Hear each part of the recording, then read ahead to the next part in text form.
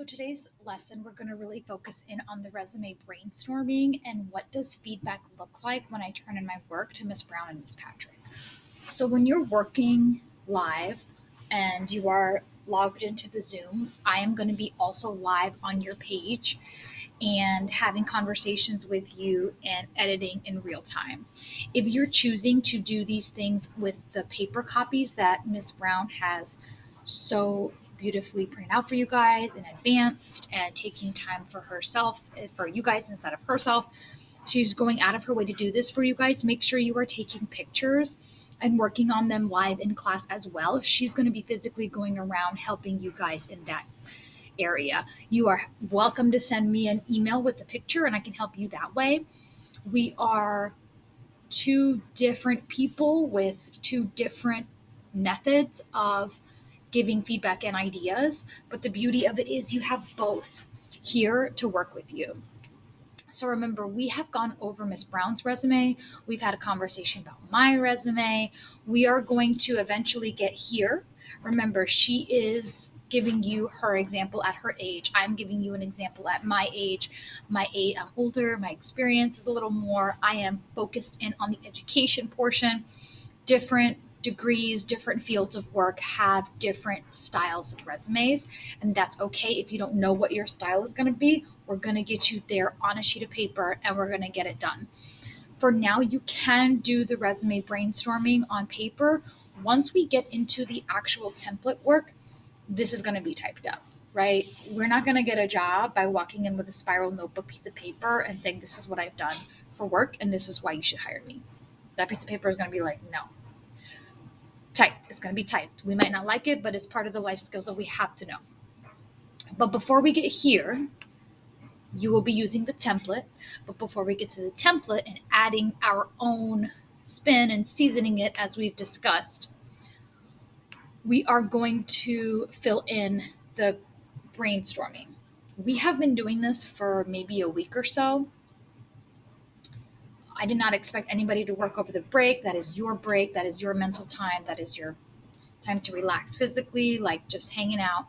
So we're going to dive back in. We did this yesterday, and I wanted to give you guys an idea on what Miss Patrick means by the feedback that she's going to give you. If you are not thoughtful with what you are typing, remember here I wrote in a minimum of 2 sentences, I cannot give efficient feedback that will help more, right? So here's an example. Everyone is answering the same questions. The first one being, good friends count on each other for lots of things. What do your friends count on you for? Well, what does this have to do with work, Miss Patrick? We're going to figure that out, right? Me and Miss Brown are going to look through this and comb through this and see, okay, let's pull this out here. How would this work in a workplace? So this student wrote, my friends depend on me to assist them by giving them advice on their personal situations they struggle with, like home life, etc. I like to give advice that'll ease the weight on their shoulders. This sounds like a personal friendship type of skill, but it can be expanded into something else. The first thing I'm going to push for is specifics. So I write, think about a situation that you came through for them and add it here. Something I have leaned on my friends lately is advice on not being too worried about my baby. Look at me already. Oof. I'm on break too. So I'm giving an example of what I want this student to do, right? I give her the fact that I lean on my friends to not worry too much about my baby. They taught me to let her show me she's ready to do things on her own. For example, so I dove into a specific and I dove deeper into even more specific. I always swaddle my baby, even past the amount of time I'm supposed to. They said, take her arms out and she'll surprise you. Sure enough, she found her thumbs and sleeps much better without the swaddle. Now I get to buy new outfits for her for a sleep sack. So I said what I lean on other people for. I gave an example on how it made my life better. And then I add a little personal blurb at the end. Very detailed in the telling of what I lean on for people. So I'm asking the student, do that, follow my example in being that detailed. Another example of feedback. What do you do for your parents or guardians and family members to help out when you have time? This is another way for me and Ms. Brown to focus in on, are you focusing more on helping them with their emotions or communication? Are you physically doing things and easing the labor of the household chores? So this person wrote, I assist my mom with gathering ingredients for cooking and we prepare the food to cook. I enjoy this because it's a bonding moment and I get to learn skills like cooking, collaboration, and working with people. Beautiful writing with words that are going to stand out in a resume. And I asked, do you enjoy it? And this sounds like an example of great collaboration and working with people towards one goal. So multiple people trying to get one thing accomplished, right? And we will be able to comb out some verbs here for her resume. Sometimes my feedback looks like a lot of different questions, but it's because I want you guys to start churning in the brain and thinking, right? A lot of the work when we approach work in here, especially in writing classes, we just think that there needs to be an answer and it's done in a sentence. I want more coming out in the mind to make you really think about solidifying the best phrases to use for that resume. This question was about barriers, personal or academic. Barriers I overcame was virtual learning in my sophomore year. A ton of us can use this, right? Virtual learning was difficult because it was hard to truly learn lessons over camera than in person. I agree. That's why we're working on the feedback and seeing why it's so relevant. So I press on, right? This is great to expand in your resume, but before we use this, let me ask you a couple of questions. How did the virtual process feel, right? If some of you guys wrote this in your People Say assignment, go back and pull it through and add it here. What was the moment that it clicked for you, right? When people are looking to hire you and they ask you about a moment of weakness or a barrier that you overcame, they want to know what made it flip, what made that initial hurdle be crossable, what made you realize, I got this. What do you think made it click? That skill or verb is what we will use in your resume. And how did you know you had overcome the barrier? Identify, pinpoint that success, right?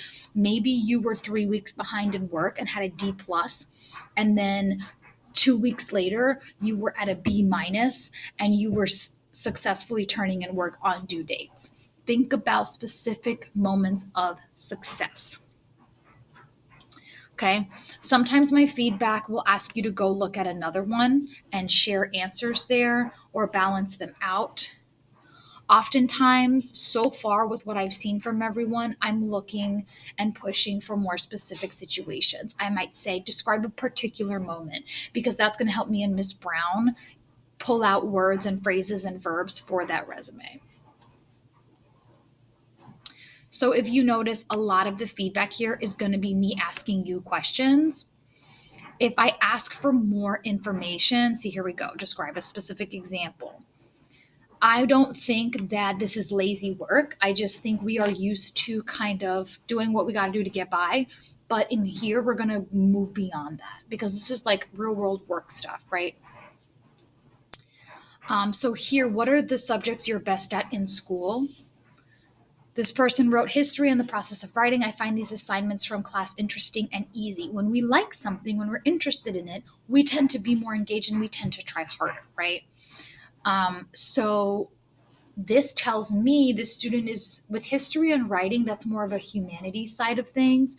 So when we're thinking about college essays or workplaces, this person might not want to work in a place that is more geared in STEM or math, right? If the two things that this person told me that they are best at in school is history and writing. So that also leads me to go this way on a resume idea than the math way. So this might sound like a silly question. Oh, what's your favorite subject? But it actually helps me identify what are your interests? What do you feel most confident in an academic setting? Same with the question about what could you do to teach others? And again, when did you do this? When did you truly hear someone? So I want everyone to see that sometimes there's a lot of red, and that doesn't mean that it's bad. A lot of red means Miss Patrick engaged in my work. She has questions. She has ways that I can make this better, right? It was already good. We're just making it better. And the more you give me, the more I can give you. And when you have so much of this stuff, Once you shift over to the final product, it's going to be a breeze because you have all these things to comb through and you have multiple choices to make in terms of what do I really want to focus on and put out there. So think about this, go back to your resume brainstorming, look at all the edits. And so it is kind of like a two-part grade, right? Initially, you get the grade of how did I do? Then you get feedback. Your grade can get better, right? If you have like a 15 out of 25, because I asked multiple times for more specifics, if you give me those specifics, guess what? You get the 25 out of 25. If it's on time, that part of your responsibility and effort rubric is a 4 out of 4. When it's a week late, you're moving down on the responsibility and effort rubric, but don't forget that this is a separate grade from the work, right? So you have two separate grades. One is like, how did I approach this? How's my time management? Was I focusing in class? As soon as this video is over, did I get to it? And then a separate grade is the skill of writing, the skill of reaching the minimum of 2 sentences, thoughtfulness, specifics, getting all that on the paper. Okay. So this is what the feedback cycle is going to look like. You can always challenge me, ask me questions on what I have written for you guys. Sometimes this feedback is going to be live and out loud by Ms. Brown sitting next to you. Sometimes it's going to be live and on a Zoom chat. So you have multiple options to make sure you can get 100 on this work and 100 on your responsibility and effort rubric. Remember, if you have questions on the work, add them as a comment, DM me in the Zoom, ask Ms. Brown to come over to you. If you are doing this on paper, take a picture, upload it.